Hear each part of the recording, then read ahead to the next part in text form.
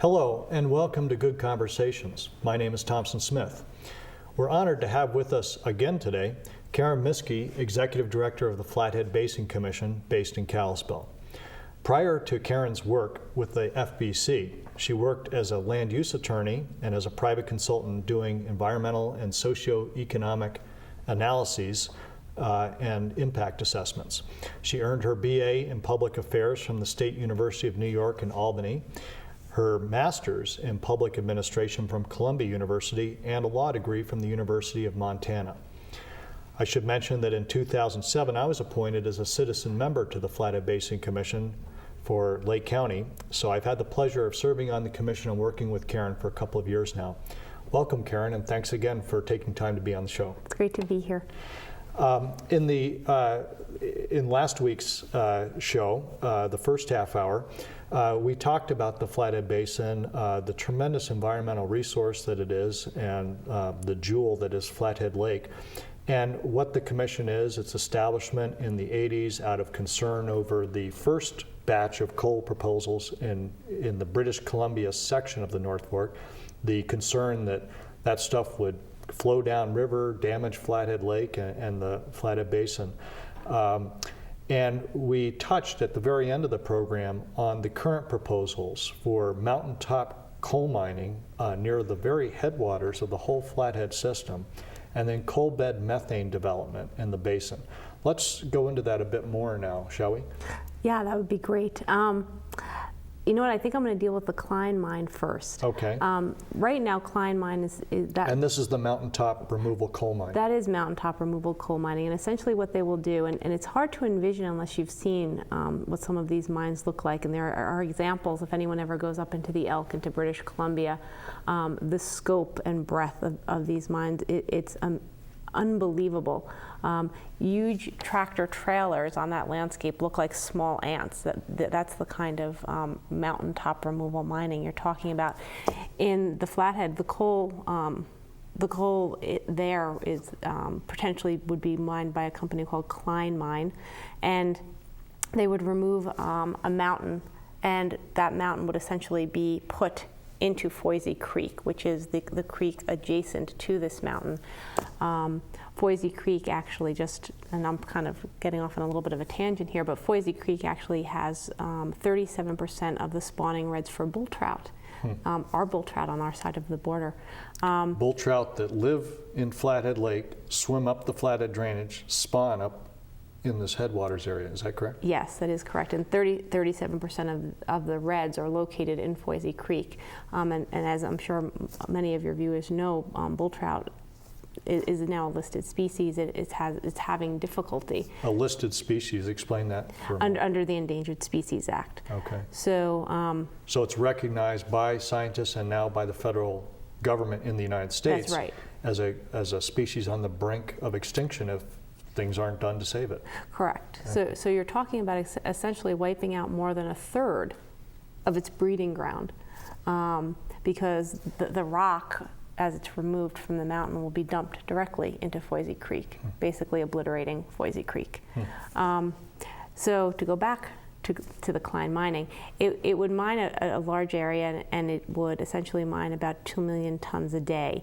So what you're looking at is mining for the next 20 years, 365 days a year, and you're talking about significant impacts. What we have seen from the data from the Elk, and the data from the Elk is very, very limited. The Elk meaning the Elk River, and that's yes. just over the range from this upper part of the Flathead drainage, is that correct? That's right. I mean, basically, the Elk is a mountain away. Yeah. So it's the same kind of hydrology, the same kind of terrain, geology, right. Yes. The same kind of soils, and this kind of project that's proposed for the Flathead is actually being done already in the Elk drainage. That's correct. So we can look at the Elk for, I guess, some amount of baseline in terms of what's going to be coming off the Klein mine would be similar to what's currently coming off the mines in the Elk. And there are 5 large-scale coal mining operations in the Elk.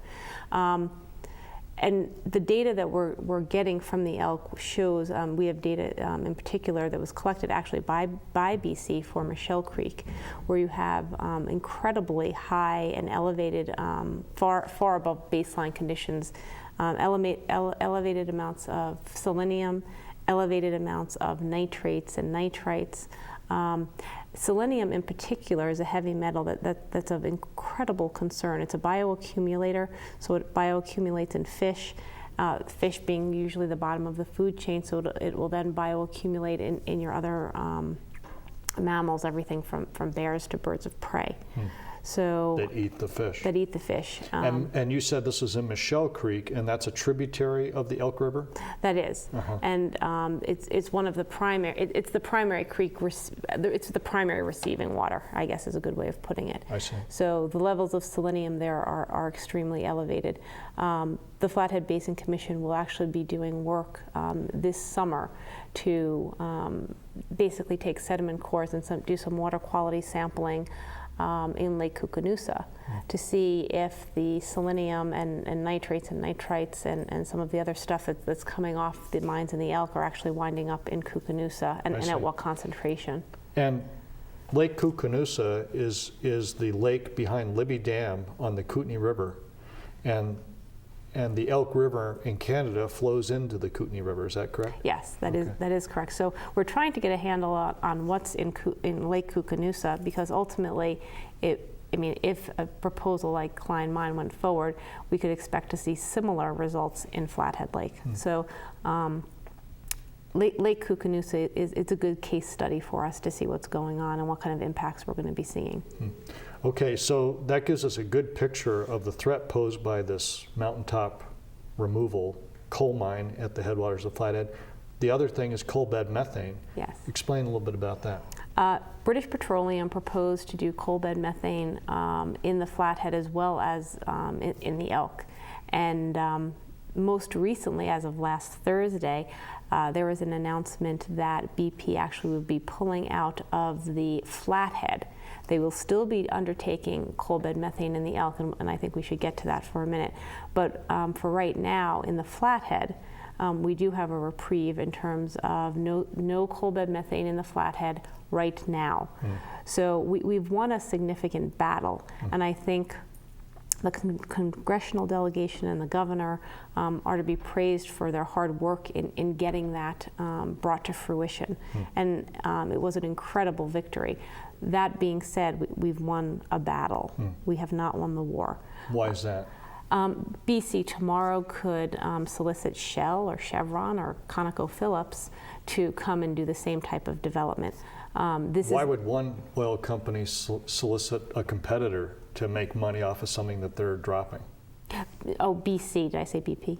Oh, BC could. Maybe you said BC, I might have missed it. BC could go and solicit Shell or ConocoPhillips or any other company to come in and take BP's place. I see. So what this done is it's given us some breathing room, but it's not given us a long-term solution. And we need to get to a long-term solution. We need to get to some kind of protected status for this area. That certainly seems to be a lesson from stopping the original Sage Creek mines in the 1980s, but the Canadian portion of the basin was never put in a protected status then, so then it was just a matter of time until new proposals arose. And I think that's exactly right. I think, once Cabin Creek went away, we lost some momentum. And I think the public thought, okay, well, this issue is settled and it's gone away and we don't have to worry about this anymore. Right. And I think it's really important to remember that lesson, because the same thing is happening now. We have an opportunity to work with the BC government to thank them for what they did in terms of protecting the Flathead temporarily, but let's make that protection permanent. Now, why did BP withdraw? I've never really understood that from the news reports. They said it withdrew. We know that Senator Baucus and Senator Tester and Governor Schweitzer and the Basin Commission have been working hard to try to stop the coal bed methane proposal, but I don't know exactly why BP withdrew. Do we know why? The official message that was given was that BP would not issue tenure for BP, and without tenure, BP cannot move forward with its exploratory work in the Flathead. Now, whether BP in fact was having some cold feet, we don't really know that. I don't really know that. So the British Columbia provincial government was not going to give the full permitting to BP? That's right. They were withholding permitting for the Flathead portion of the coal field, and so why wouldn't we expect they to deny that to any other oil company that might come along and propose the same kind of thing? Well, they went out and actively solicited BP to start with. I see. So given the politics right now, they may have decided that it was prudent to pull back on the Flathead and just move forward with the elk. Keeping in mind that if they develop in the elk, there's nothing to stop them in 5 years from coming back to the Flathead. It may just be that for political reasons and for expediency, they decided this isn't a battle we need to fight right now. Let's just go do our work in the elk. We can come back to the Flathead later. All right. Well, let's quickly give viewers an idea of what the impact of coal bed methane development in the Flathead would be. Why is that a worry? The primary worry, and maybe I can get a map to you, but the primary worry is I think twofold. The first, there are significant water quality concerns. BP has said, and the BC government has said, that BP would be required to re-inject all waters that result from the production of the coal bed methane. Coal bed methane gas is typically, not always, but in this case, is trapped in water. So you have to deep underground. Yes, so you have to pump out massive, massive quantities of water. Unfortunately, the quality of the water is often not very good. So one of two things happens. Typically, it gets discharged into surface waters, which contaminates surface waters, and that's what was traditionally done. Or with newer technology, you can re-inject.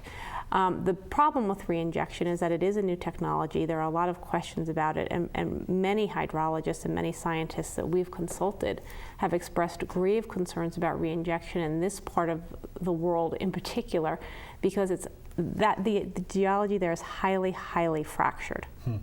So the chance of finding some confined space that you can pump all of this wastewater into. And it would just stay there. And that's right, that would stay there is highly unlikely. So one of two things is going to happen. It's going to either contaminate groundwater sources, and/or it's also going to eventually leach back up and wind up in the surface water. Just, it won't be an immediate discharge, but it'll eventually percolate back up and wind up in surface waters. So water quality is the first issue of concern. The second is the impacts on the fishery and wildlife. Because of unlike Klein Mine, where you basically remove an entire mountain, and that's plenty bad. But unlike Klein Mine, where you basically have impacts in one area, CBM is spread out through the entirety of the landscape. You need a major road network. You need a lot of additional roads and facilities for electricity and other infrastructure. And then you need the actual well pad. Each well pad is the size of a football field, and you have hundreds of these scattered over the landscape with all of the roads and all of the infrastructure needed to service them. So the sedimentation from the roads alone will be incredibly damaging to the fishery. The habitat fragmentation will also be very damaging to mid and large sized carnivores, grizzly bears in particular. And this habitat fragmentation means basically you have a big area of habitat for animals, and they use the whole thing, and roads are cut through it, and giant trucks are running up and down that road or roads all the time. That's what we're talking about with that. Right, and there are studies that have been done, peer-reviewed scientific studies that have been done all across the country that show a relationship between grizzly bears and mortality. The more roads you have, the more grizzly bear mortality you have.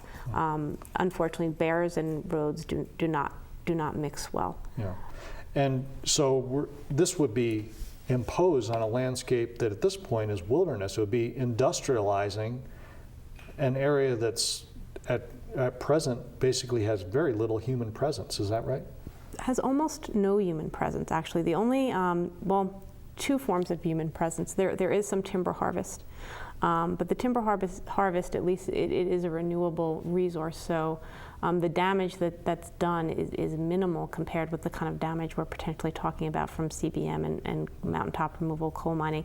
And then there are a handful of outfitters also in that area. But for the most part, it is untouched, and it is a large chunk of habitat that's essentially serving almost as a nursery area for a lot of mid and large-sized carnivores.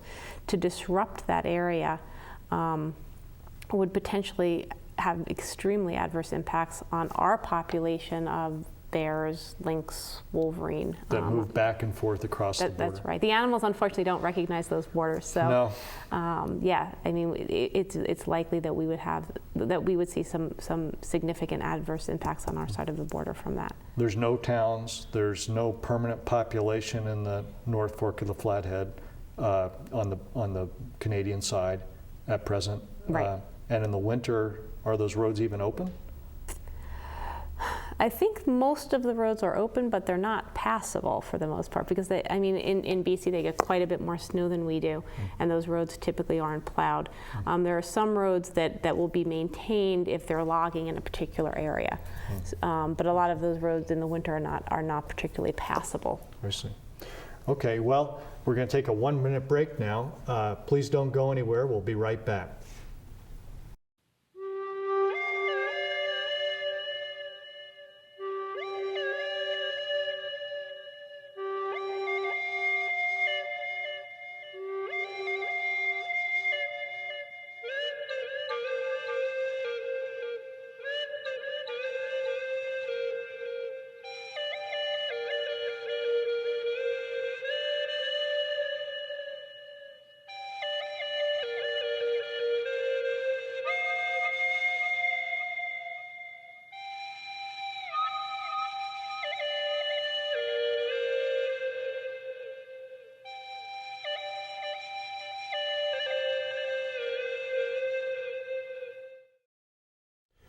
Welcome back. We're having a conversation today with Caryn Miske, Executive Director of the Flathead Basin Commission, about some of the proposed coal mining and coal bed methane development proposals in the North Fork of the Flathead River and the threat that poses to areas downriver, including our own here on the Flathead Reservation.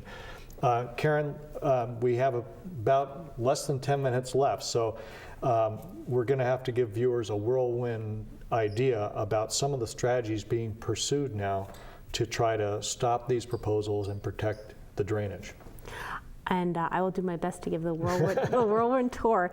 One of the primary things that we're trying to focus on right now is working with the government in both British Columbia and the Canadian federal government to invoke what's called SEA, the Canadian Environmental Assessment Act.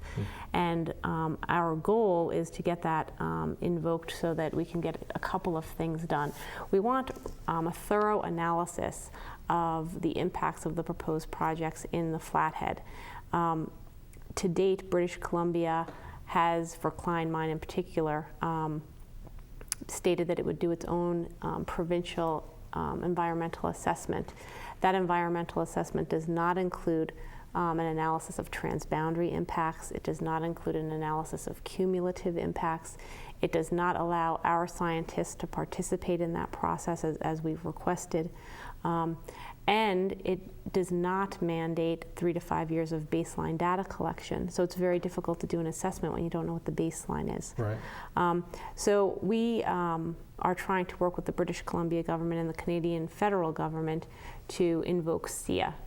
And by invoking SEA, hopefully we could get all those components of the analysis reviewed.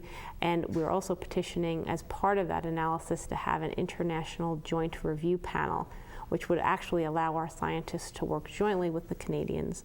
Right now, since the coal bed methane is off the table, we're not necessarily asking for a review of SEA for that portion of the Flathead that no longer would have the CBM.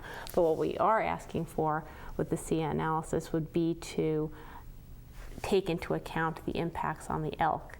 And we talked previously that the water quality impacts in the elk would not necessarily impact the Flathead, that the drainage there would go from into the Kootenai and then into Kootenai. However, there are significant wildlife impacts that are going to occur if CBM is permitted and allowed in the elk. I mean, as we talked, it's only a mountain range away. And so all these critters go from the Flathead to the elk and back and forth. That's right. So we're still going to be asking, even though the Flathead, BP's proposal for CBM in the Flathead is off the table, we still will be asking for a comprehensive analysis that looks at CBM in the elk and in particular on impacts to wildlife. I see. And who's going to make the decision on whether these provisions of the Canadian Environmental Assessment Act are invoked that would require a more stringent analysis? Ultimately, the federal government, the Canadian federal government, has appointed the Department of Fisheries and Oceans to be the lead agency doing the SIA analysis. They have committed to doing a SIA analysis. They just have not yet committed to the transboundary impacts and the cumulative impacts and the International Joint Review Panel and a lot of the things that we're asking for. They've not committed to that yet. I see. And essentially, the Canadian federal government makes the determination on the scope of that analysis, as well as whether there would be an International Joint Review Panel. The reality on the ground, though, is that British Columbia also has a say, and I don't want to say that they have veto power, but they certainly have powers of persuasion in terms of directing the Canadian federal government and letting their wishes be known. And do we know where BC and the federal Canadian government stand? Right now, it's our understanding that the BC government would rather not have at least when we worked with them on the EA for Klein, they were not interested in having the cumulative impacts assessment, the transboundary assessments, or joint review panel. So it remains to be seen what's going to happen with that review. How soon will that be decided? It was our understanding, actually, that was going to be triggered in very short order. Originally, it was beginning of January, so it could really be any day now. And is there an appeal if the decision goes against what the Flathead Basin Commission is hoping for? Is there an appeal that can be made? There's not a formal appeal process. Most of the decisions are really at the discretion of the federal government, so it's very, very difficult to appeal those decisions. That being said, there's certainly political pressure that can be brought to bear. Okay. We only have 4 minutes left, I'm sorry to say. This is such a complex issue, and you've done such a great job of explaining these things to our viewers. But these are things that are being done to try to trigger more analysis. But what about just getting the area protected? What can we do to pursue that, or what's being done? Senators Baucus and Tester, as well as the governor, have made repeated overtures to the BC government about trying to develop a win-win solution. And we've put a lot of different ideas on the table. Everything from a joint research facility in the northern portion of the Flathead to working on the Columbia River Treaty together in a joint fashion. One of the things that I think that the BC government is concerned about is that they did not get a fair shake, so to speak, when the treaty was originally negotiated, and that treaty is coming up for reauthorization. All kinds of things have been put on the table. Thus far, until very, very recently, the BC government has been very unwilling. There's an accord currently pending, which the state of Montana is more than willing to sign, which the BC government still has not responded to. So right now, it looks like the BC government is still somewhat reticent to discuss permanent protection for the area. The only shining star is that since last Wednesday, the BC government has said that this is a special area, and they have, for the first time really, publicly said that this is an area meriting special protection. So whether that'll translate to policy on the ground, I think that remains to be seen. There's a lot of money at stake in this whole thing. The coal is probably worth billions. Interestingly, the coal is, and so is the gas. But when we talk about the money at stake, I think we have to look at it two different ways. First is money that goes to the corporations like Klein and BP, and then the money that goes to the BC government. The money that goes to the BC government is very, very small. The royalties are minuscule and not a major part of their budget. So Okay. we have an ability here to work this out. There are so many other things that I'm sorry to say we're not going to be able to get to because of time, but I understand that the Canadian citizens in this area, including people who work in the mining industry, at all these public hearings were overwhelmingly opposed to these projects. So that's a potentially positive thing. It is, and we were actually very pleasantly surprised that a lot of the folks from that worked in the mines in the Elk actually stood up at the public meetings and said, I work at such and such a mine, and the last place we need another mine is in the Flathead. And another piece of the puzzle that James Steele talked about on this program a couple of weeks ago is the piece of the puzzle involving the Canadian Kootenays and the tribes here. We're going to have to wrap it up now. Fortunately, James touched on that for us. But very quickly, what can citizens do to get involved and find out more about the issue? You can get on our website, flatheadbasioncommission.org. Okay. There's another group of citizens that have banded together, the Flathead Coalition, and they have a website as well. Okay.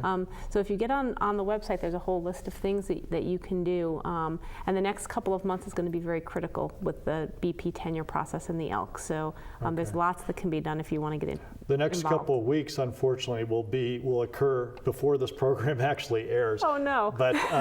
But by the time this program does air, the issue will certainly be afoot, and we encourage citizens to go to these websites and see what you can do if you care about this issue. Thanks for being with us. Thank you, Caryn, Thank you, for Tom. taking the time. It's been an honor to have you here. Please come back to watch this program next week here on SKC-TV. Thanks again for being with us. So long.